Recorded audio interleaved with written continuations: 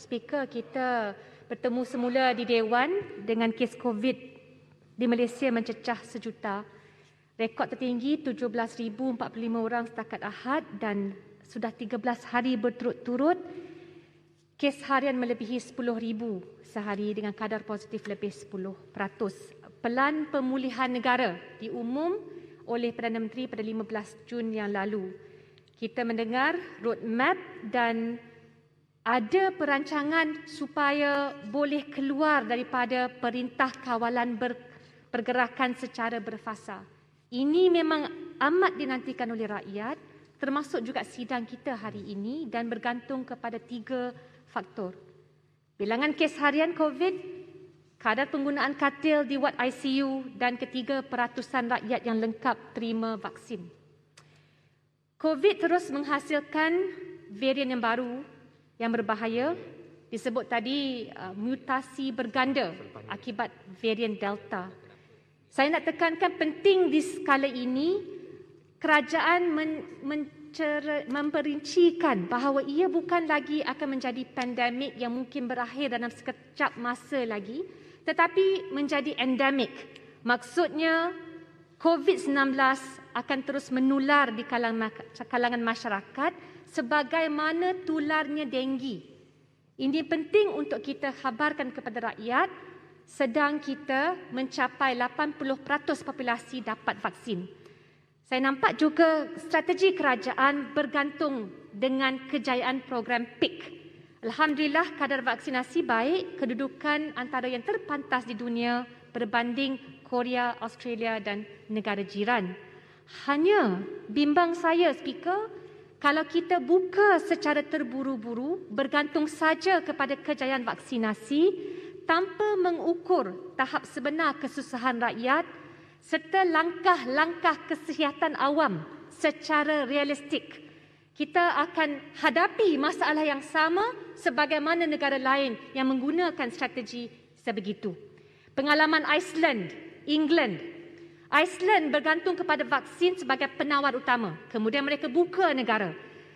Akhirnya jangkitan COVID berganda sejurus selepas pembukaan, termasuk bila mereka terima pelawat luar negara sebelum mereka bergerak kepada cara-cara lain. Itu bila Iceland dah capai 85% populasi yang telah divaksin. Maksudnya kita kena bersedia. Ini adalah realiti yang dihadapi dan kita tak boleh hanya bergantung kepada pemvaksinan. England buka ekonomi 19 Julai dan akhirnya bakal dibebankan dalam perangkaan. Dalam 4 minggu, 175,000 kes sehari. Sama macam awal Januari tahun ini. Jadi saya harap bila kita dengar permohonan, contoh Bandar Kuching sebut, Parlimen ini cerminan rakyat. Kalau Parlimen pun kita tak boleh adakan pengudaraan yang sewajibnya, yang sepatutnya, it's hard to expect rakyat di luar sana mampu melakukan perkara yang sama. Jadi kita kena mulakan di sini, Speaker. Saya pergi kepada beberapa saranan. Maaf tak cukup masa yang berhormat. Saya minta maaf sangat. Saya minta maaf sangat. Kalau saya habis poin ini, biasa habis pertama. Terima kasih. 10 saat. Okey, pertama isu prihatin sebenar bergantung kepada realiti sebenar. Poin saya pertama adalah kita perlu realistik. Bila bercakap tentang pelan pemulihan negara, yang penting adalah pendapatan garis kemiskinan. YB Jeli pada 2019 telah membawa kepada pendapatan PJK yang lebih mencerminkan realiti semasa. Tapi saya nak tekankan sekarang adalah zaman COVID. Maksudnya, rakyat di bawah akan menghadapi kehilangan pekerjaan. Kita nampak hampir 100,000 orang hilang kerja, 7,994 hilang nyawa, maka takkan pendapatan pendapatan garis kemiskinan akan boleh kita guna pakai yang dulu. Tak boleh. It is not realistic.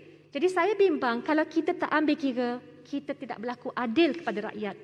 Alhamdulillah kami di Permata Hau selepas menurunkan bantuan, sebagaimana saya jelas kepada YB Jeli, dah selesai survey, kita turun, kita tanya temu ramah setiap individu.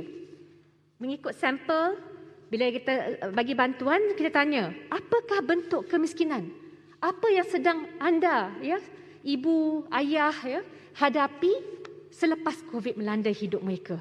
Jawab mereka, kedudukan untuk memberi makanan kepada anak-anak pun tidak cukup. Jadi mereka memang memerlukan dukungan dan juga revisi daripada kerajaan. Profesor Fatimah Kari, anak Sarawak yang bantu kami jalankan survey ini. Saya tekankan penting kerana beliau buat survey daripada Kerian, Ulu Terengganu, Besut, Kampung Kerinci, bandar-bandar utama di Sarawak. Semua kesimpulan yang sama. Kadang-kala kita kena memperkenal pendapatan garis kemiskinan yang mencerminkan keadaan semasa untuk mengupaya kehidupan rakyat selepas COVID. Kita juga jangan lupa dalam pelan pemulihan termasuk semua skim yang diumum oleh kerajaan. Sebenarnya kebanyakan skim adalah skim duit rakyat kerana menggunakan caruman dan juga simpanan masa depan rakyat. Maksudnya subsidi untuk menyelamatkan ekonomi Malaysia adalah subsidi rakyat untuk rakyat. Jadi pada saya it's okay, kita faham. Sebab tapi harus ada perencanaan dan juga program yang lebih bersifat realistik. Kalau tidak, kita akan hilang dan kita tak mampu mencapai sasaran. Atau speaker, saya juga ingin menanyakan kerana di sini akan tiba musim tengkujuh. Kalau dalam pelan pemulihan tidak ada dicerminkan apa akan berlaku bila sampai kebanjiran, banjir di pelbagai kawasan pada tahun 2020, November hingga Januari 2021, seramai 40,000 orang penduduk dipindahkan. Korban nyawa dicatatkan.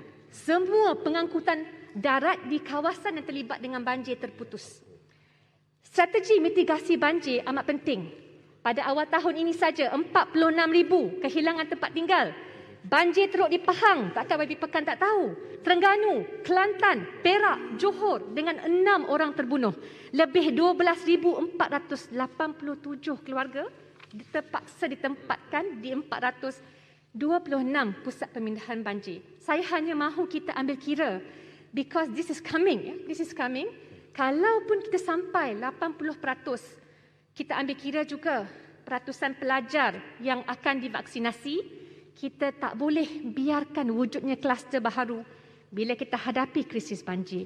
Datuk Speaker, di Pulau Pinang. Minta rumuskan. Ya, baik, terima kasih. Di Pulau Pinang, kami sudah mengadakan kerjasama kerajaan negeri, Nahrim, JPS, pejabat daerah, menyediakan pelan rapi perancangan menjelang banjir nanti. Jadi, kena ada beberapa perancangan kerana kita akan mengalami banjir di kala pandemik. Jadi kesiapsiagaan ini saya minta sangat-sangat dalam pelan pemulihan diambil kira dengan serius, khususnya oleh Kementerian Kewangan juga. Saya akan serahkan dapatan survei kepada Jabatan Statistik Malaysia, Perangkawan, termasuk Kementerian Kewangan. Kerana pada saya isu ini adalah isu it is once in a lifetime. Bila lagi nak dapat pandemik, kita lihat kerapuhan, kelemahan sistem dan kita ada peluang untuk perbaiki. Datuk Speaker, yang terakhir adalah bila berlakunya tekanan, bila banjir, malapetaka dan sebagainya, sudah tentu isu kebajikan sistem kesihatan kita perlu ambil kira. Saya maklum bahawa kerajaan telah memperkenalkan penyelesaian jangka pendek yang dilakukan untuk melanjutkan tempoh kontrak semua pegawai perubatan. Tetapi ini tak menolak keperluan mendesak untuk memastikan mobiliti kerjaya mereka, termasuklah apa yang disebut oleh Perdana Menteri dalam pengumuman ada perancangan blueprint yang sepatutnya dilaksana oleh Kementerian Kesihatan bagi mereformasi sistem kesihatan dan kelemahan yang jelas in the bottlenecks of the system. Jadi saya fikir kena buat serta-merta, Datuk Speaker. Kita juga dalam dasar ini saya mahu kerajaan perlu prihatin secara sebenar, tolonglah jangan ambil tindakan kepada para doktor yang telah menyertai dengan selamat protes. Bukan saya kata saya sokong hatal ini, hanya masa inilah nak tunjuk keprihatinan, just settle it nicely. Saya harap amaran yang dikeluarkan oleh KKM tak perlulah kita ambil secara negatif. Kadang-kadang dalam hal ini nak menyelesaikan krisis, nak menyelesaikan kemulut pandemik, kita kena buat and kayu ukur kata-kata kita adalah pelaksanaan. semuanya. Terima kasih, Terima Satu kasih Speaker. Thank you. Yang Berhormat Pematang Poh.